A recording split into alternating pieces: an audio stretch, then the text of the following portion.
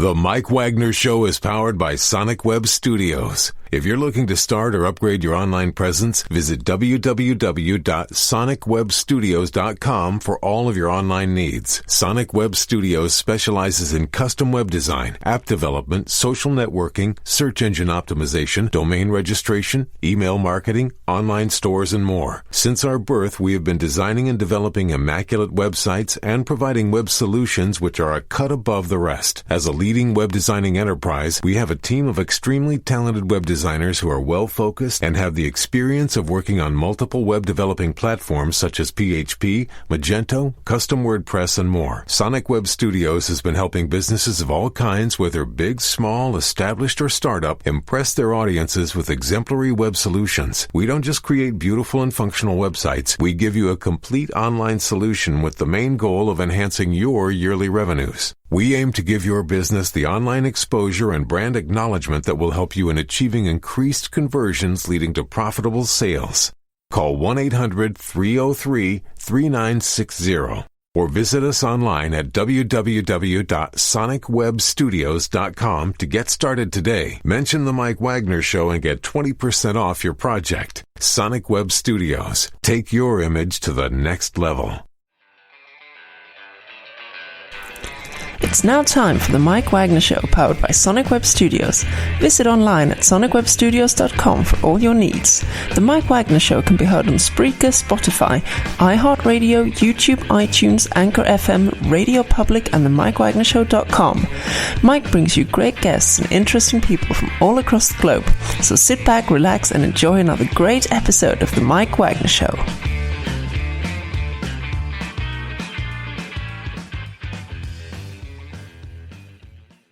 Hey everybody, it's Mike from the Mike Wagner Show, powered by Sonic Web Studios. Visit online at sonicwebstudios.com for all your needs. Looking for a professional website without breaking your budget? Sonic Web Studios is the answer. Sonic Web Studios offers fast, affordable custom web designs that blow the competition away. Call today, 1-800-303-3960. That's 1-800-303-3960. Or email to support@sonicwebstudios.com. Mention the Mike Wagner Show, get 20% off your first project. Sonic Web Studios, take your image to the next level. Also, the Mike Wagner Show can be heard on the MikeWagnerShow.com. You can check our Facebook page at facebook.com/the Mike Wagner Show. You can download and listen on Facebook, SoundCloud, Spreaker, Spotify, and iHeartRadio. Also on Anchor FM, Radio Public, iTunes, Google Play, Apple, over 25 podcast platforms. Check the Mike Wagner Show with you on any mobile device. Subscribe to the Mike Wagner Show on the YouTube channel. Also follow the Mike Wagner Show on Instagram and Twitter today. We're here with author and world-renowned publicist out of New York City. He's just a wonderful gentleman to chat with, and he's got a new book called Einstein, Michael Jackson, and Me. He'll tell you more about it. He also wrote a number of books, too, like The God Problem, The Muhammad Code, How I Accidentally Started the 60s, My Dinner with Howard, and more. And, of course, he's published and given lectures at conferences in 12 different fields: quantum physics, cosmology, and evolutionary biology, neuroscience, infoscience, aerospace. You name it, he's done it, and helps sustain build careers of Michael Jackson, Prince, Bob Marley, Bette Midler, Billy Joel, and more. And live, ladies and gentlemen, from the Plus Studios in New York City, ladies and gentlemen, the author and world-renowned publicist, the very multi-talented Howard Bloom. Howard, good morning, good afternoon, good evening. Thanks for joining us today. Mike, it's good to see you. Oh, good to see you as well, too. And, of course, you're an author, world-renowned publicist. You got a book called Einstein, Michael Jackson, and Me, which is available on Amazon. You also published quite a few books: The God Problem, Muhammad Code, How I Accidentally Started the 60s, My Dinner with Howard, and more. We're having dinner right now as we speak, too. So we got all that. And, of course, you've published, given lectures in conferences in 12 fields and more. And before we get into all that, tell us how you first got started. Well, I really got started at the age of 10, which sounds ridiculous. But I was a lost kid in Buffalo, New York. My parents had no time for me and weren't the least bit interested. And other kids hated me. They used me as a target. They grabbed my hat. They tossed it back and forth between them. They chased me around the block. They threatened to beat me up. I mean, it wasn't a pleasant childhood. And one day a book appeared in my lap, and it said the first two laws of science are these. Number one, the truth at any price, including the price of your life.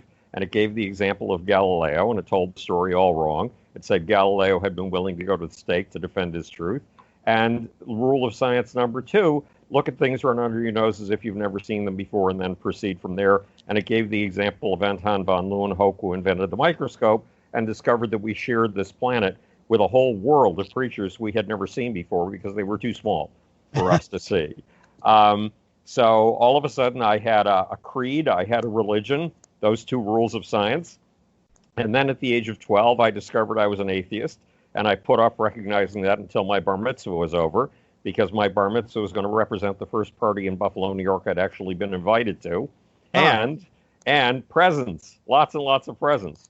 So I spent 2 months writing thank you notes for the presents, and when I was finished with that, I was able to confess I was an atheist, but that was the end of August. In the beginning of September, something in the Jewish calendar comes up that's considered extremely important, the high holidays.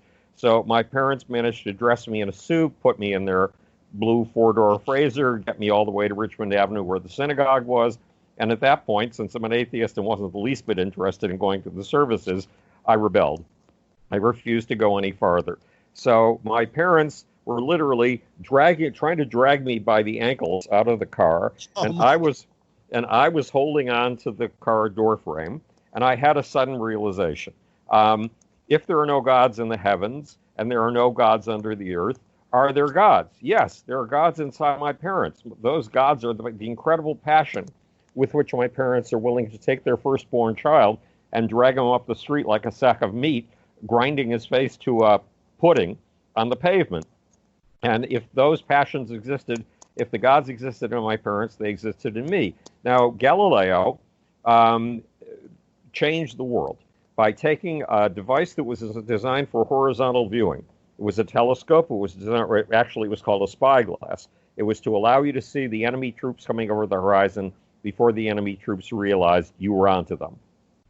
And he had the audacity to turn this instrument up to the heavens, which was outrageous. Everybody knew what was in the heavens. It was God's underwear. Everything was perfect up there. Aristotle said circles were perfect. So it was all perfect circles.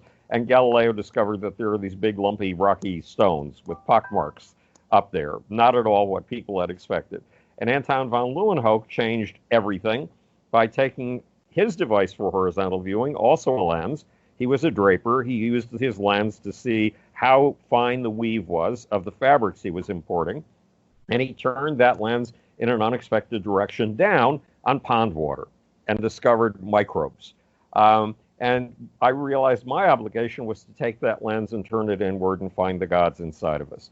So that was one of the quests of my life, because remember, I had started in microbiology and theoretical physics at the age of 10 and had acquired some scientific credentials by the time I was 12. Wow.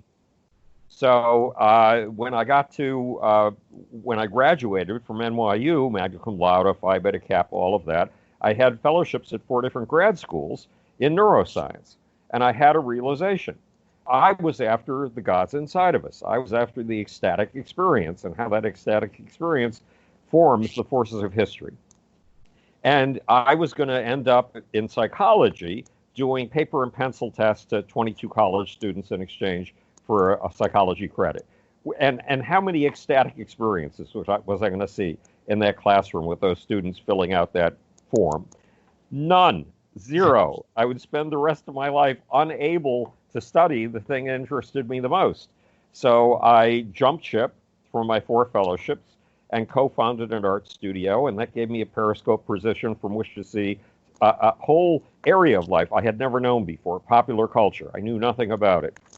And I ended up in 1976 founding the biggest PR firm in the music industry and working with the people that you cited and more: Michael Jackson, Prince, Bob Marley, Bette Midler, AC/DC, Aerosmith, Kiss, Queen, Run DMC, Billy Joel, Billy Idol, Paul Simon, Peter Gabriel, ZZ Top, people, and Joan Jett. Shaka Khan, I keep forgetting her. Not. and don't be curious after this, guys. So, and I found the land where the gods are. I found the land of ecstatic experiences when I got into rock and roll, because I was offered a job as a magazine editor, and nobody told me what the magazine was about. And in those days, you couldn't look things up on Google. So I went to a meeting with the publisher, having no idea what the magazine was, and it turned out to be a magazine about rock and roll. So that's how I got into rock and roll. And when I went to my first Fleetwood Mac concert at Carnegie Hall. They were a dying blues band. They didn't have Stevie Nicks yet. Half an hour into, first I watched as we all sat there in the auditorium, very aware of how the people on either side of us and the people behind us might see us, and trying to look cool as can be. And then the lights went down, and the band started to play on stage, and we began to melt together into this magical collective trance that we don't talk about, but is the essence of a rock and roll concert. And then a half an hour into the concert, the lights went up in the auditorium, the lights went out on the stage, the sound went out on the stage, all power had been cut to the stage, and it looked like the end of the concert, and we were beginning to become self-conscious again, conscious of how the people on either side of us and behind us were looking at us. And it looked like the magic of the concert was about to dissipate. And Mick Fleetwood, who was this tall string bean of a man, went down to the very foot of the stage, and without microphones or anything, said, fuck this, we're going to rock and roll. And he yelled.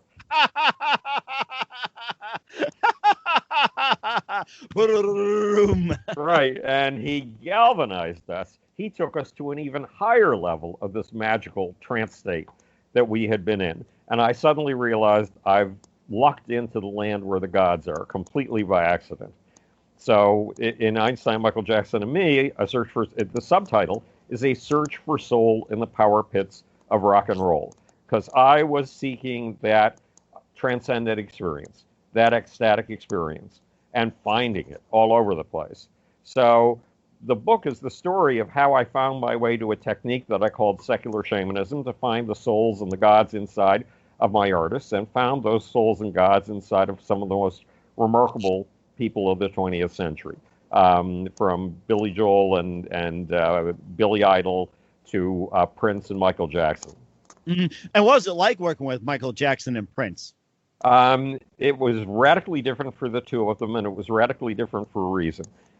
Prince was an extremely intense workaholic. And when I first was about to start working with him, I read every single trade magazine on Monday morning, and I read every single chart. And there was this album moving up on the black charts, and I had never heard of the artist before. There was no publicity for him. And his album went platinum. Well, how in the world do you go platinum when not a single soul knows who you are? So to me, it was an astonishment. And then I got a call asking if I would be willing to work with this mystery artist. And of course, the answer was yes. I regarded him as a phenomena. I wanted to know the secret of what he was all about. And I got a call from one of the publicists at Warner Bros. On the West Coast. And this is an extremely articulate Harvard-level woman. And she said, you're going to have a very hard time working with Prince. In fact, it's going to be impossible. He can't do interviews. We set up 2 interviews for him out here, and he was absolutely silent with the first interviewer, and he tried to strangle the second interviewer. So, yes, I am not the former artist as Prince. Right. So I had worked out the technique of secular shamanism by that time, and it meant that I was going to demand 6 weeks from you. First of all, if you were my client and came into my office, I gave you a speech. I said, if you want me to fashion an artificial mask for you called an image, and you want me to sit here like a guy in a plaid suit with a cigar between his fingers saying, with that artificial image, kid, I'm going to make you a star, then I'm going to send you to my best competitor. That's not for me. If you are willing to recognize that music is not an exchange of pieces of plastic, it is not an exchange of downloads, it is not an exchange of money, it is an exchange of human soul, then I will work with you. Now, what do I mean it's an exchange of human soul? You sit down at 2 o'clock in the afternoon because you're on deadline for an album and you have to write a lyric. You know you can never write a lyric. You can't even figure out how you wrote all your previous lyrics. But by 4 o'clock in the afternoon on a good day, there's a lyric in front of you. And once or twice in your life, the lyric is so perfect, it feels like it wrote itself. Then you go on stage on a really good night, and you see the eyes of the audience widen. You see their pupils dilate. You see their faces melting. You feel them come together into a common energy like a giant amoeba. And you feel that amoeba of energy reach a pseudopod out to you, and you feel the energy of anywhere from 700 to 70,000 people pouring through you. and you have an out-of-body experience. You feel you're up on the ceiling watching as all of this takes place. And that energy from the crowd goes up to somewhere around your head, is utterly transmogrified, pours back into the audience, and their pupils grow even wider, and they send even more energy at you. For 70 minutes, you are an empty pipe with what Pete Townsend called the Godhead and the souls of 70,000 people coursing through you. And again, you feel as if you're danced like a marionette on stage. You are not making conscious decisions. You are outside of yourself. And I'm going to find those gods inside of you that danced you like a marionette on stage. And if you're willing, and I will insist on coming out to wherever you are, the environment that reflects you best, and spending a day with you with no handlers, no wives, no assistants, no intercessors of any kind. It's just you and me, because I am going to find the gods inside of you. And if you are willing to undergo that process, then I will work with you. So those are the terms on which I did my work. Now, they don't sound very scientific, but I was using my science and my intuition and the gods inside of me all at once, which is, I believe, one of the obligations of a scientist, in fact. I was just thinking about, you talk about the gods inside, made me think of Jimi Hendrix and the gods made love. It's like, God's like, come on, let me out. Yes, exactly. So with Prince, here I was told that he could not do interviews. He would try to strangle an interviewer, and I was demanding a day with him in his environment. So they flew me up to, of all places, Buffalo, New York, which is my hometown, not Prince's, but that's where he was rehearsing in the Shea Theater for the Dirty Minds tour. And I sat in the empty seats in the audience, waiting for them to finish a rehearsal, he and the band.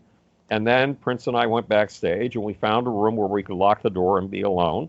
And we locked the door, and I interviewed him from 2 a.m. until 9 o'clock in the morning. And it turned out everybody was wrong. Prince could do interviews.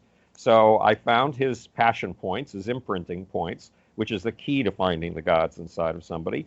When he was 5 years old, his mom had taken him to see one of his dad's rehearsals. His dad was a jazz pianist. So he'd gone to an empty theater, very much like the Shea Theater, and all the seats were pointed at the center of the stage, and the lights were all pointed at the center of the stage, and in the center of the stage was his dad, surrounded by, he says, 5 of the most beautiful women he had ever seen in his life.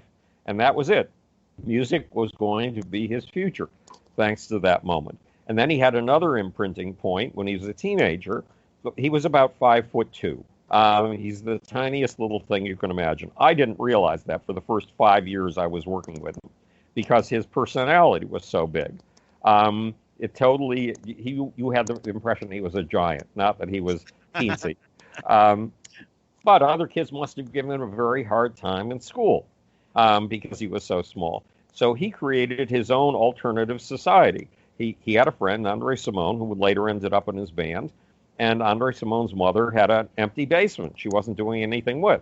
So Prince created a society based very much, well, I had dropped out of school at one point. I dropped out of college, and I accidentally helped found the hippie movement. That's what's in my book, How I Accidentally Started the 60s.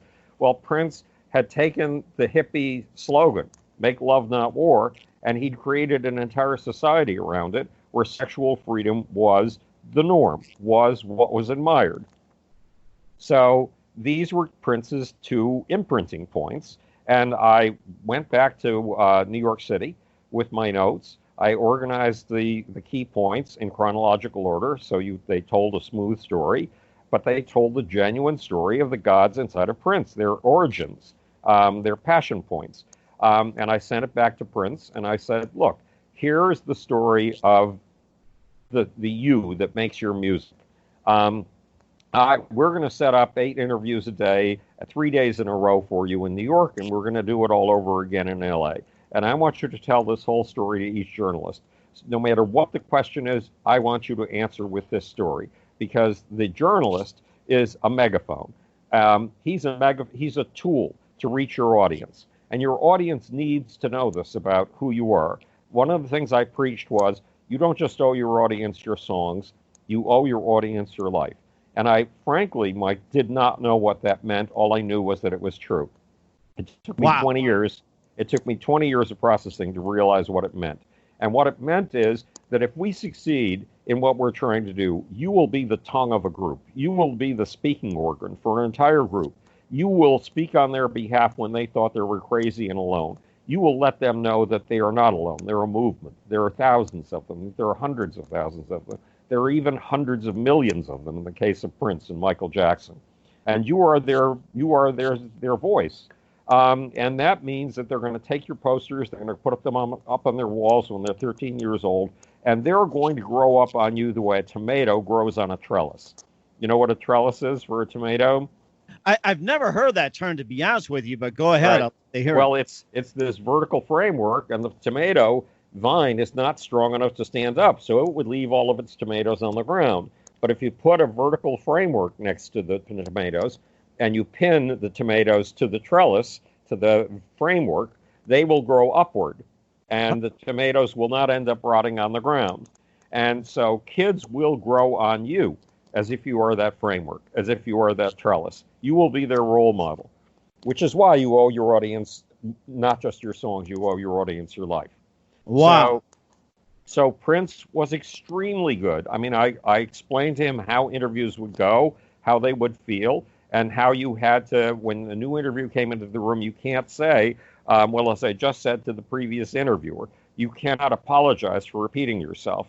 You repeat yourself on stage every night with your greatest songs, and you do them as if you've never done them before in your life, with all the gusto that you can manage. You have to do the same thing with a journalist. And Prince took to this education so well that when he came up with his first protege, Vanity, he had me fly out to Minneapolis and give her the interview training, get her story out of her, organize it in chronological order so it told a story, get it back to her, and train her in how to deal with journalists. And then he came up with another set of proteges, The Time, with Morris Day. Well, at that point, I had a really serious back problem, and I was stuck in my bed and was doing all my work naked from under the sheets with one of those trays that juts out over you that they use in hospitals, jutting out over me with my telephone and a couple of Rolodexes.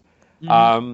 And I got a call from California saying, well, Prince needs you to do what you do with another one of his acts. And I said, Janie, I can't do it. I'm laying here naked in a bed working. And she said, okay, tell me your address. We'll be there at 11:30 tomorrow morning. Well, I had kept the details of my apartment top secret. I dressed in a way that allowed me to be with a record company president on zero notice any day of the week. So I dressed extremely well, although somewhat uniquely. But my house was a mess. My wife and I were saving all of our money and living like college students, which meant that all of our furniture had been dragged in off the street. At one time or another, we'd had 80 different cats and 3 dogs. Wow. The cats had clawed all of the covering off of the furniture, so the chairs were bare springs on a wooden frame. And my wife threw a sheet over one of these chairs, former chairs.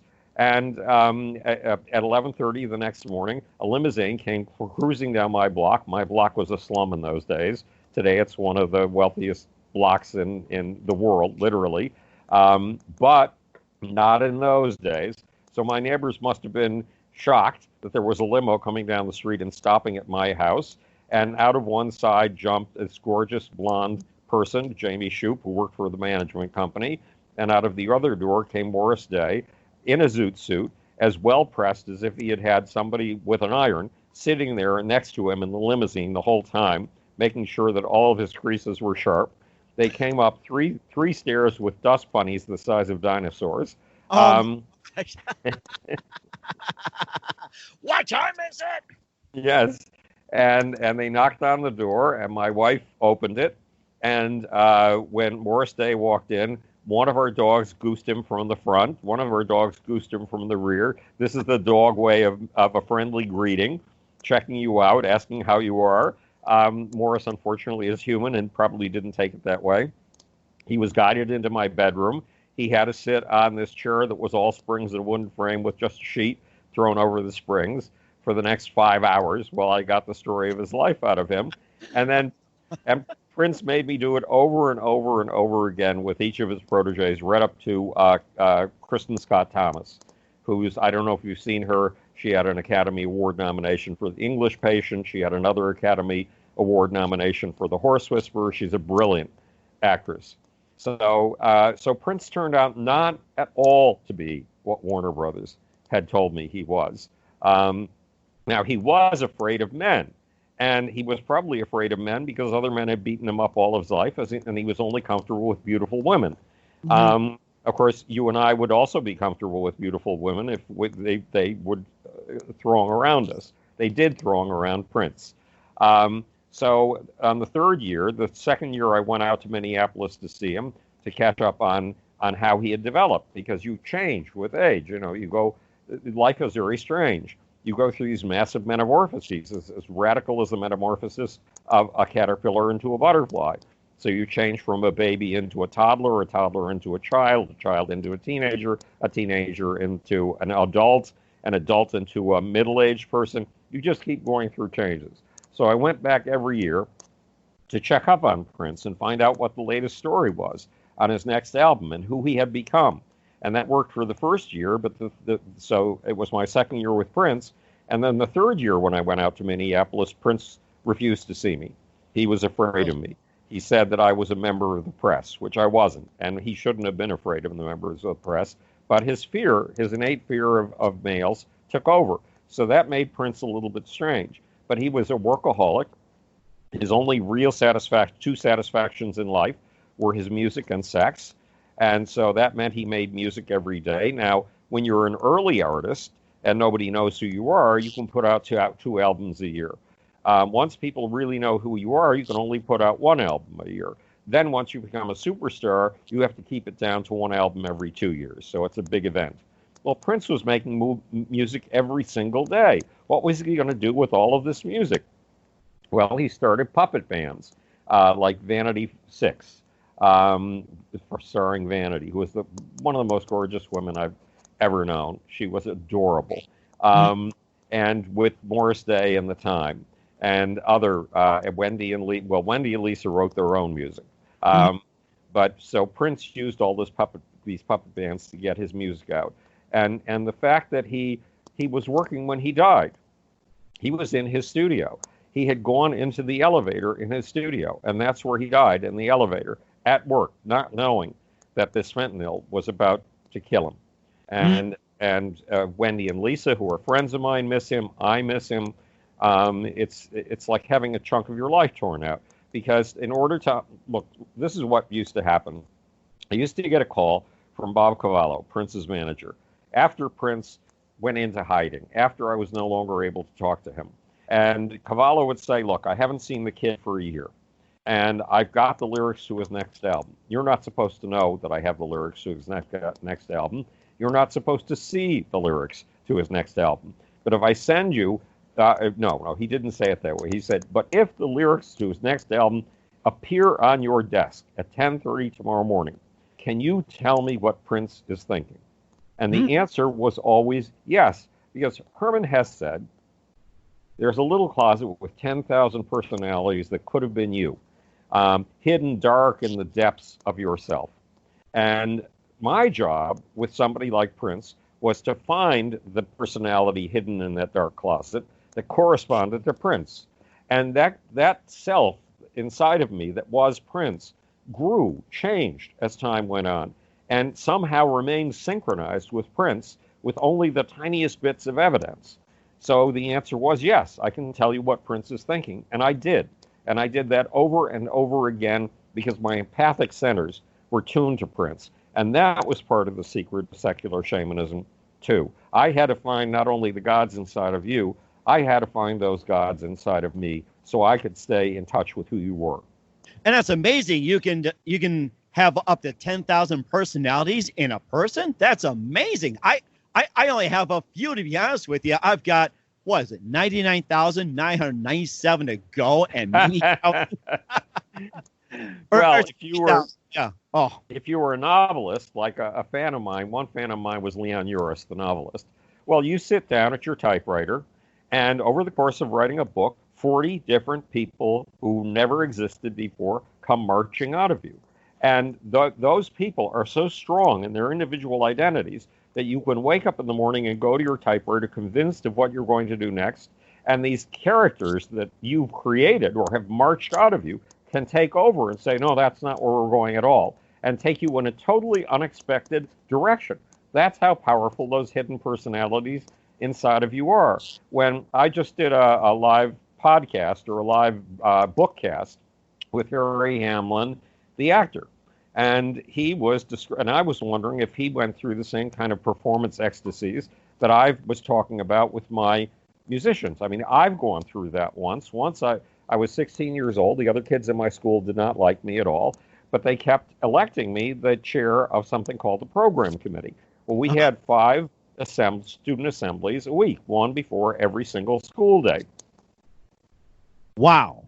That is those. And I programmed 2 of them. And one day the juniors came to me and they said, we're having a dance. Could you advertise it? They didn't realize the irony of what they were saying. If there was a party of any kind, especially a dance in Buffalo, New York, I was invited to stay as far away as humanly possible, preferably Cleveland or Phoenix, Arizona. And yet they wanted me to advertise their dance, at which I would be highly unwelcome.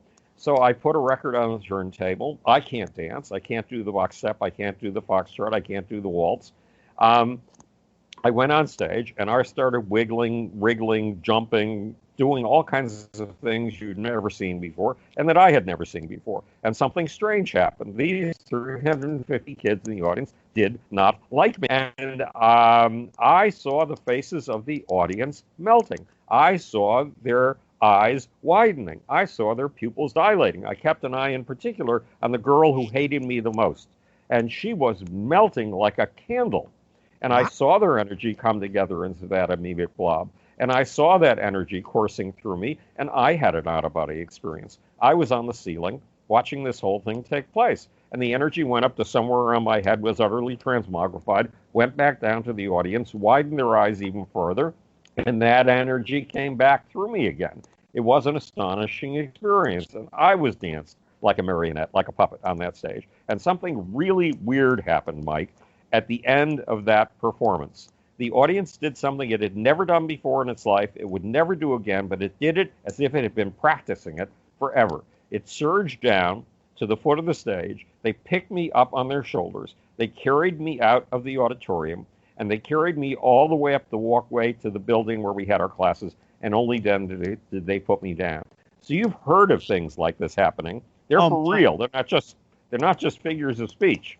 Of course, it's the only time it's happened to me in my life, but that was one of the experiences that allowed me to understand my performers. Now, Harry Hamlin and I work together in the National Space Society. We're putting together a fundraising dinner that will take place in 2021, in May of 2021. And I admire Harry tremendously. And he used to be in LA Law, and then he was in Perseus in some movie about the gods, and he's won at least a dozen major awards. He's played Hamlet, all kinds of things. And so Harry was with me on this bookcast. And it turns out he indeed has had the kind of ecstatic experience that I'm talking about. And in his case, because when you're acting, you have to look at the other character you're talking to. You can't look at the audience. So I was wondering how he picks up on whether the audience is melting to him. And he said, and this should have occurred to me, he can hear them breathe. Really? Yes. Amazing. Well, now an X-rated fact here. When I became a cyber personality in 1988 to 1992 or so, because it was the only option left to me, was to reinvent myself online, I became a cyber Lothario. And when you're making love to a woman online, digitally, you can feel whether what you're saying is having an impact or not by listening to her. Whether you know it or not, you're listening to her breath. So I understood exactly what Harry was talking about.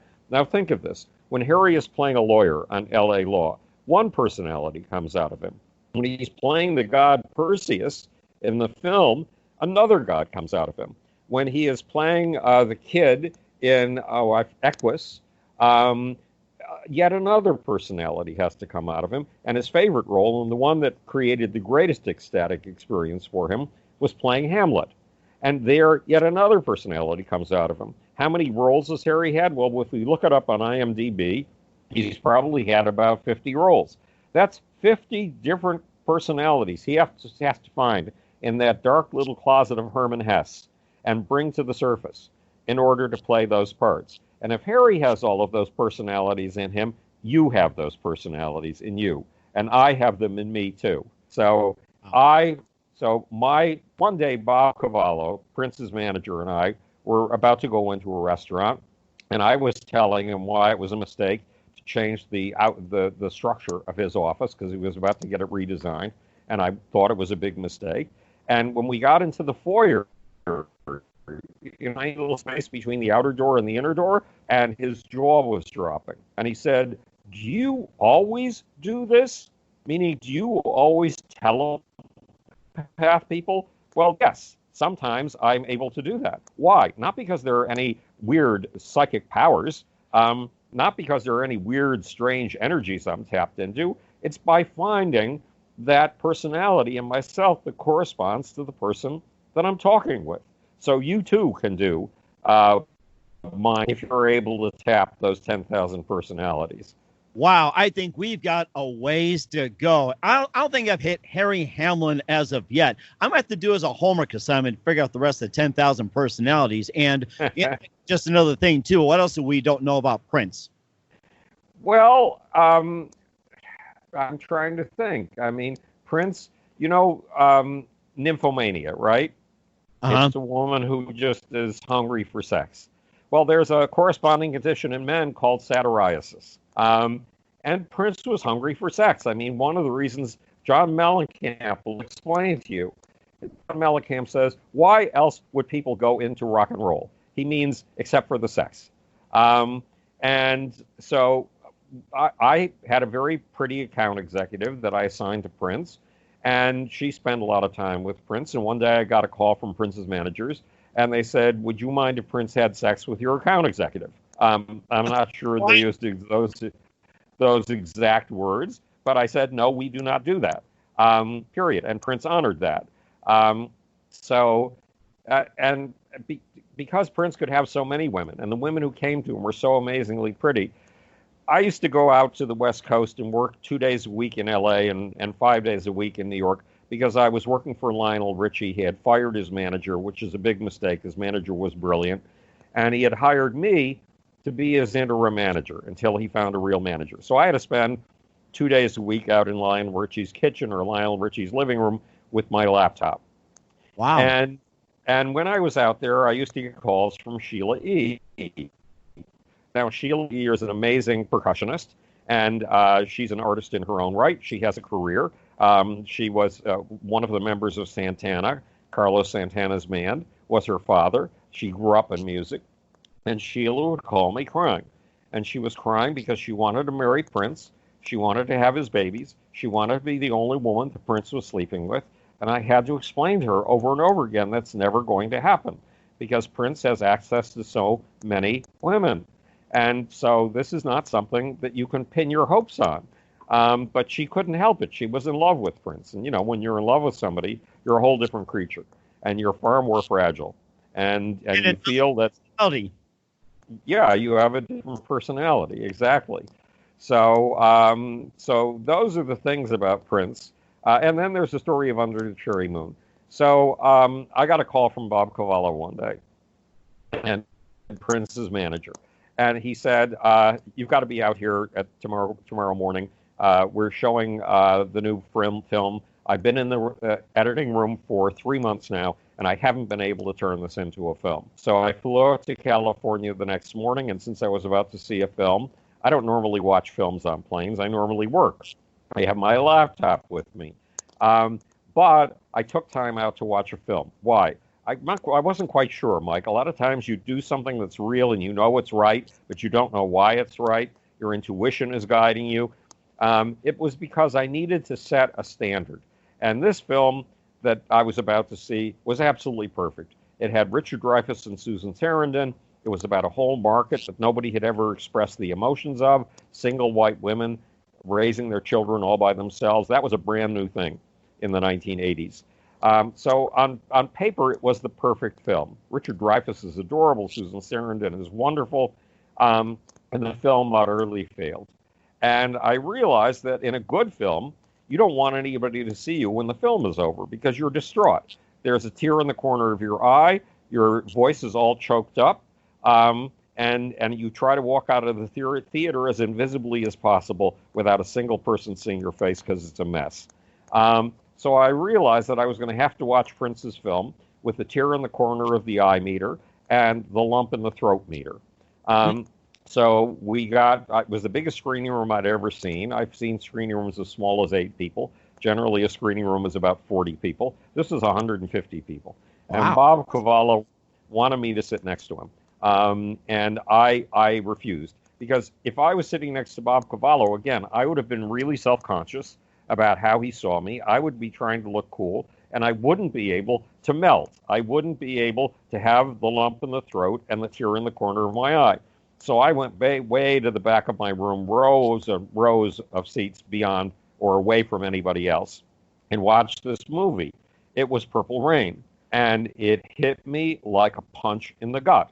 This film did things to my emotions, inexpressible, nonverbal things to my emotions that were just beyond belief. And it was a powerful, powerful film. I was amazed by it. And then we and the Warner Brothers people all filed into the conference room next door. And the conference room next door, well, it's very important where you position yourself in a meeting. And the spot opposite the door is the power seat. Now, most doors are at the head of the conference table or the foot of the conference table. But this door was in the middle of the conference table. So when I took a position opposite the door, I was in the middle of the table looking as anonymous as could be, but I had the power seat and nobody knew it. So the heads of the table sat at their end. The official film publicist, because you have to have a publicist that is registered with some guild or other, they sat at the foot of the table, and they were the first people to be called on. And they looked as if their cat had just died. And their bunnies had all been boiled.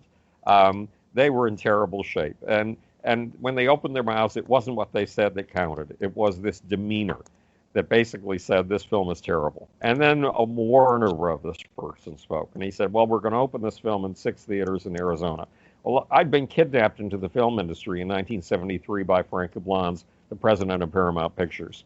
So I've been involved with film for a while. And that is a death sentence. That is the company's way of saying we're canning your film. So they got to me, and I stood up and I said, if you destroy this film, you are destroying a part of film history. Once upon a time, singers were puppets. Singers sang songs created in Tin Pan Alley. Their sound was produced by magical miracle men behind the scene who manipulated everything they did and dictated their haircuts and what they wore and where they sat in a movie theater. Fabian once got into a fight with his Svengali over where he sat in a movie theater. They had a fist fight over it because the Svengali, the idol maker as he called himself, was very specific about where Fabian should sit, and Fabian wasn't following the rules.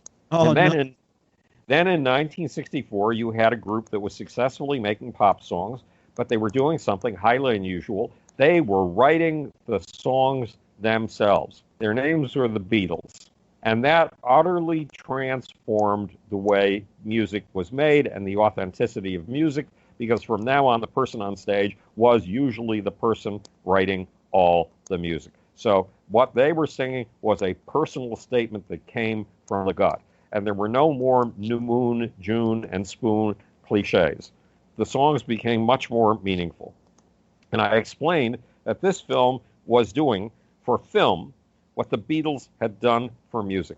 It was the first musician writing and, for all practical purposes, directing and making from the gut his own film. And it was one of the most powerful personal statements you have ever seen in your life. And that speech helped save Purple Rain from going into the can.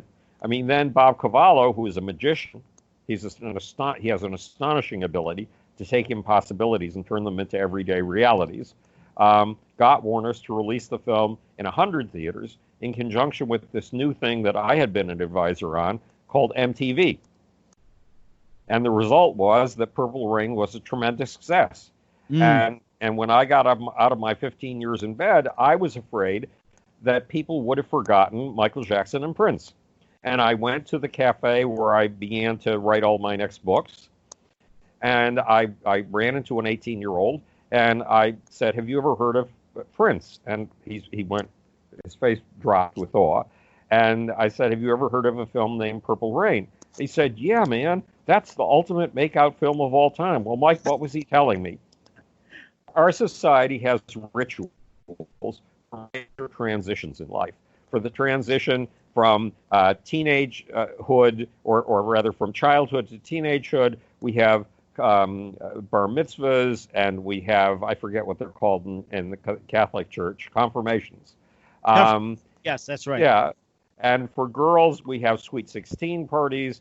And then when you get married, we have a big wedding ceremony. And when you die, we have another big ceremony, the funeral. But one of the most awkward transitions in life for men is the transition at 12 and a half to 13 years old from childhood to full sexuality. And no ritual validates that transition. And what this kid was telling me is that Prince's movie had become a ritual that validated that transition. You could take your girlfriend there, and you on your first date, you are terribly self-conscious, and your arm is next to her arm, and you wonder if you dare lift your arm to put it around her shoulder, and if you dare beyond that to take her shoulder, and then if you dare fumble with her in more awkward ways that are not good for PG-rated rules I've already broken several times in this conversation. But at any rate, and there's nothing to guide you through that. And if Prince's movie will help get you through that, that is as important as weddings, funerals, and bar mitzvahs, or confirmation ceremonies. So it turned out that people still not just loved Michael Jackson, they felt him in their gut on a level they could not articulate. But he was of profound importance to people, and so was Prince. So it was very gratifying after 15 years, like Rip Van Winkle, in a bedroom, to discover that the artists that I had poured so much of my gods inside, so much of my hidden closet of personalities into, were alive and well. And that would have been 2003.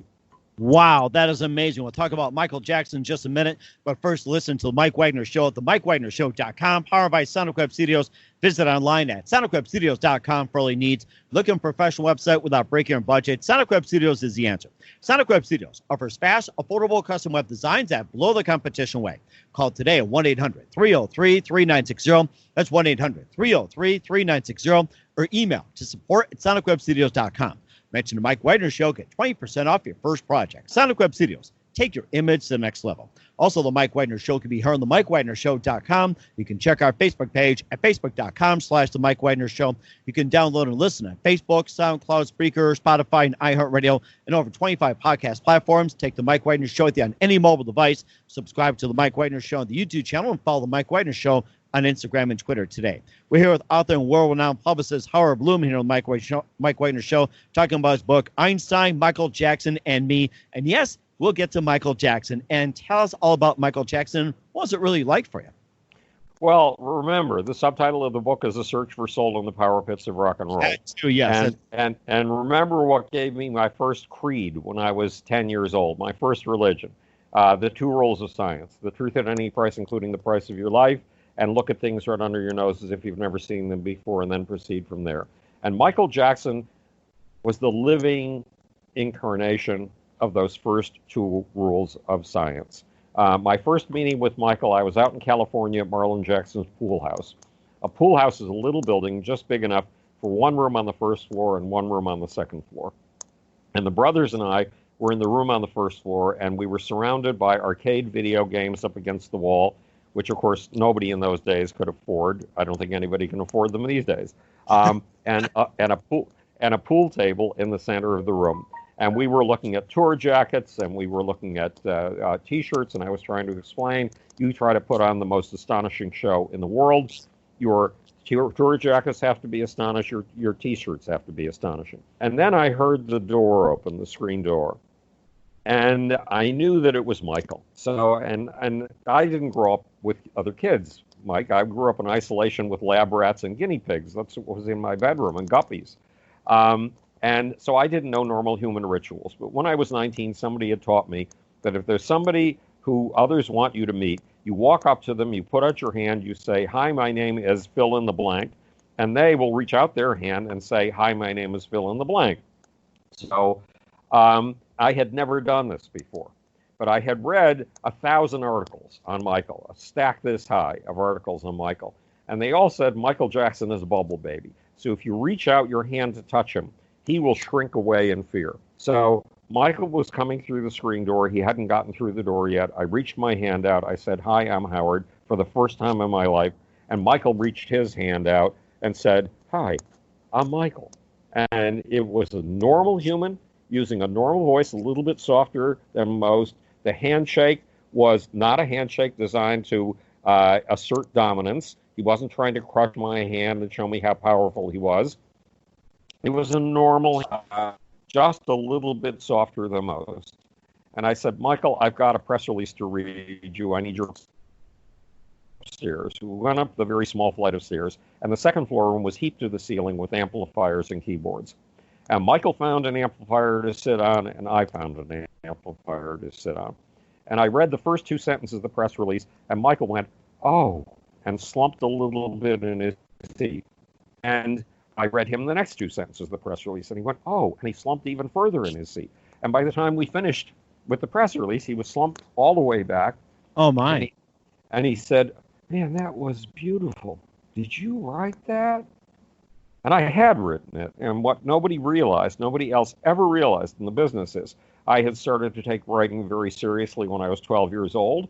I had gotten hooked on a style book that's one of the classics, Strunk on Style. When I was 16 years old, I had edited the literary magazine at NYU when I was God knows what age, and we'd won 2 National Academy of Poets prizes. The poet in residence at NYU thought I would be the next great poet to come out of NYU.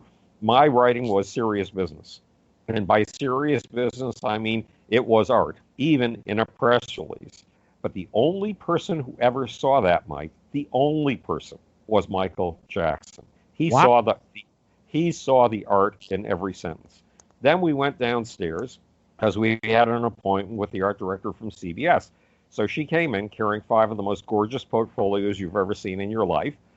They were hand-tooled cherry wood, hand-tooled leather, and they were the gods of the illustration business. I knew that because I had gotten into pop culture by creating an art studio and making it on the cover of Art Direction magazine. So she slid the first portfolio across the table at us. It was by Michael Whalen, who's an absolutely astonishing artist. And Michael was standing on my right side. His left elbow was up against my right elbow. His left shoulder was up against my right shoulder. His left knee was up against my right knee. And the brothers were crowded around us, pressing us together. And Michael opened the first square inch of the first page of that portfolio. And again, his knees buckled a little bit. And he went, "Oh, oh, oh, oh, oh." Michael Jackson was having an aesthetic orgasm, something I had never seen before in my life, and I have never seen since. And you could feel in the body language, in those sounds he was making, that Michael saw more in that first inch painting than anyone ever sees. You know, there's this poem by William Blake about seeing the infinite in the tiniest of things. Michael was seeing the infinite in the tiniest of things, and he was seeing things in that illustration that even Michael Whalen, the artist, had never seen. Amazing. Yeah. Now, Michael felt that since he was given this quality of awe, wonder, surprise, curiosity, that it was his obligation. God had given this to him as a gift, and it was his obligation to give that to his kids. And I saw his utter commitment, his truth at any price style commitment, when I got a call one day. I kept a little red $19.95 nylon knapsack behind my desk. And it contained a razor, a toothbrush, a spare shirt, and my TRS-100, the first laptop computer. And it was there because I used to get calls on emergencies and have to go somewhere on no notice. Well, I got a call from California saying, "You have to be out here at 11 o'clock tonight. Michael is canceling his tour. You're the only person he will listen to." So I flew out to LA, took my rental car to the address that I'd been given, discovered it was the middle of a great big studio lot. A studio lot is these giant aircraft hangar-sized buildings, huge. And all of them were dark, and it's a darkness that swallows your soul. It puts gloom into your heart. And only one of the buildings was lit, and despite all the lighting, it was as if the lighting wasn't penetrating the darkness. And I went inside, and there was a 110-foot stage in front of me with the Jacksons on it. Now, to give you an idea of the size of a 110-foot stage, I had been named by the mayor of Houston, Texas, the ambassador of Texas culture to the world, because ZZ Top was putting together a tour they called Taking Texas to the World. And it had a stage in the shape of the state of Texas, tilted at an angle so you could see its shape. And that stage, which was supposed to be monolithic, was 75 feet. 110 feet is roughly 60% larger than ZZ Top's stage. So I waited for the brothers to finish their rehearsal, and we all trailed out to this little trailer. You've seen dressing trailers, so it was a dressing room built into a trailer, and it had two banquettes of seats opposite each other, and then another banquette, catty corner, at the next to the door, and that was the throne. So Michael took the throne. The brothers surrounded us. I went immediately to his left hand, his non-threatening side. Again, positioning is important if you want to have an influence. And Michael started explaining things to me. Now, look, the tour had been getting terrible publicity. A guy named Dave Marsh is one of the lead sheep in the press. Anything he says, the rest of the press will imitate all over the country and all around the world. And he was saying, we know everybody in the business, we meaning something called the rock crit elite, something that Bob Christgau, one of the critics, named. It's a little elite of rock critics. And he said, we know everybody in the business, and nobody we know has been hired to build the stage. Nobody that we know has been hired to do the sound. Nobody that we know has been hired to do the lighting. Nobody that we know has been hired to do the security. So this tour is going to be amateur, Bill. And the result is the stage is going to collapse. The electricians or the musicians are going to be killed by the electrical system, by their microphones. The lighting, which is 5 stories high, is going to collapse on the audience and kill people. And because the security is going to be amateur, there are going to be gangs running up and down the aisles, slicing people, and you won't dare take your children to this concert. So I didn't know why the tour was so susceptible to this bad press, even though I was working with all my might to stop it.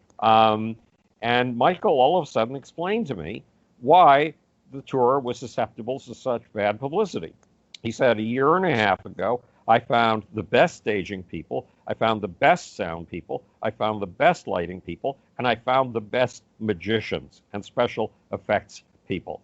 And I made every single one of them sign a non-disclosure agreement. In other words, he signed these people to secrecy. So he did have the best people working for him. Why had he signed them to secrecy? Because he wanted to utterly surprise his audience. He wanted to give them the gift of that awe, wonder, and surprise that he got from the tiniest of things. So, and he went on to explain that my brother Jackie is the best dancer in the world. The best dancer in the world? Think of who is saying this. Michael Jackson has studied every dancer from James Brown to Fred Astaire. He knows he is the best dancer in the world himself. He knows his dancers. If he says his brother Jackie is the best dancer he's ever seen, he's not kidding around. That is a major expert statement. And he said, my brother Jackie has come down with a bone chip in his knee. Well, I knew that because I had arranged the press conference with the surgeons after the operation. And he said, my brother Jackie was supposed to be ready in time for the tour, and he's not. So I'm going to push the tour back and start it when my brother Jackie is able to dance with us. Because I can't give my audience any less than the most amazing possible. And I had a vision, Mike. It was the first and only visual vision I've ever had in my life. I saw Michael's ribs as golden gates. I saw those golden gates open, and I saw Michael's 10,000 kids inside of them, and I saw his absolute commitment to those kids. For him, this was the truth at any price, including the price of your life. But I believe in the truth at any price, including the price of your life, too. And I said, Michael, your tour already is getting horrible. If you put this tour back, if you postpone it, it's going to ratify, it's going to make seem like truth everything that people like Dave Marsh have been saying. And parents are not going to allow their kids to go to these concerts, much less take their kids to these concerts. And Michael, and it was like two prophets going up against each other. Because when I see a truth, it comes out of me in a way you wouldn't believe. And when Michael sees the truth, obviously it comes out of him in a way you wouldn't believe. And if this was a contest, I won. But it wasn't a contest. It was a synergy. We were working together to get the best possible result. So Michael said yes to doing his tour on time without Jackie. And so that is the truth at any price, and including the price of your life. Come alive in front of your very eyes. So Michael was a kind of human I never expected to see on planet Earth. I had no conception that such a person could possibly exist, because Prince was on the scale of normal. John Mellencamp was on the scale of normal. Billy Joel was on the scale of normal. Michael was off the scale of normal completely. So completely that it seemed as if he were an angel or a saint. It was the most remarkable thing I'd ever seen in my life, and it's a little story. Once upon a time in 1954, all the physiologists said it was impossible to run a mile in less than 4 minutes. And then a guy named Roger Bannister, a medical student in Britain, and another medical student friend of his started analyzing every move he made when he was running and cutting out all the moves that wasted energy. And Roger Bannister ran the mile in less than 4 minutes. All of a sudden, the impossible became possible. And if you look up the 4-minute mile on Wikipedia, it will tell you that every world-class professional runner now automatically runs a 4-minute mile. 1,800 people have run the 4-minute mile since then. Well, in the same way that Roger Bannister established a new possibility for humankind with the 4-minute mile, Michael Jackson created a standard of awe, wonder, surprise, and commitment so much higher than anything we've ever seen on this planet, that it sets a bar the way Roger Bannister sets a bar. And if other kids grow up knowing what Michael Jackson really was, they will aspire to that level of awe, wonder, and surprise, and it will expand the realm of human possibility. It will expand the envelope of human perception. So I'm trying to tell you who Michael really was in this book, because it's important that you know, and it's important that your kids and your grandkids know who Michael really was, so they can go beyond any level of surprise, awe, and wonder that we've ever seen on planet Earth before. That is amazing. I'd like to talk to you more about it as well, too. Next time, we'll talk more about the books and talk about some of the other artists as well, too. Once again, author and world-renowned publicist Howard Balloon, the Mike Wagner Show with Einstein, Michael Jackson and Me, A Search for Soul and Power in the Pits of Rock and Roll, published by Roman and Littlefield, available on Amazon. Love to have back on again soon, of course. I love that dinner with you as well, too, Howard. And also tell us what to expect from you in 2020 and beyond. Well, I'm going to concentrate on promoting this book right now. There's the film, Dinner with My Dinner. There's already a film coming out, or that's come out and has done the festival circuit and has won an award. That film will come out on July 25th. It's called The Grand Unified Theory of Howard Bloom. And then there's another movie called My Dinner with Howard, and God knows when that will be finished, probably the fall.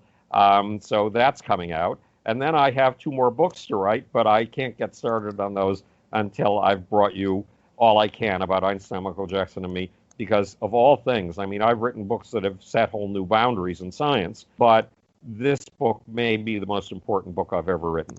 Mm-hmm. And that's fantastic, too. Looking forward to having again soon, Howard. A big thank you for your time. You've just been fantastic. Learned a lot from you, man. And do us a favor, keep yourself up to date. Love you. Have back on in 2020 and beyond. You've been beyond fantastic, and I'm going to go discover my 10,000 personalities. Thanks to you. Thanks, Mike. Good night. The Mike Wagner Show is powered by Sonic Web Studios. If you're looking to start or upgrade your online presence, visit www.sonicwebstudios.com for all of your online needs. Sonic Web Studios specializes in custom web design, app development, social networking, search engine optimization, domain registration, email marketing, online stores, and more. Since our birth, we have been designing and developing immaculate websites and providing web solutions which are a cut above the rest. As a leading web designing enterprise, we have a team of extremely talented web designers who are well-focused and have the experience of working on multiple web developing platforms such as PHP, Magento, Custom WordPress, and more. Sonic Web Studios has been helping businesses of all kinds, whether big, small, established, or startup, impress their audiences with exemplary web solutions. We don't just create beautiful and functional websites. We give you a complete online solution with the main goal of enhancing your yearly revenues. We aim to give your business the online exposure and brand acknowledgement that will help you in achieving increased conversions leading to profitable sales. Call 1-800-303-3960 or visit us online at www.sonicwebstudios.com to get started today. Mention the Mike Wagner Show and get 20% off your project. Sonic Web Studios. Take your image to the next level. Thanks for listening to the Mike Wagner Show, powered by Sonic Web Studios. Visit online at sonicwebstudios.com for all your needs. The Mike Wagner Show can be heard on Spreaker, Spotify, iHeartRadio, iTunes, YouTube, Anchor FM, Radio Public, and themikewagnershow.com. Please support our program with your donations at themikewagnershow.com. Join us again next time for another great episode of The Mike Wagner Show.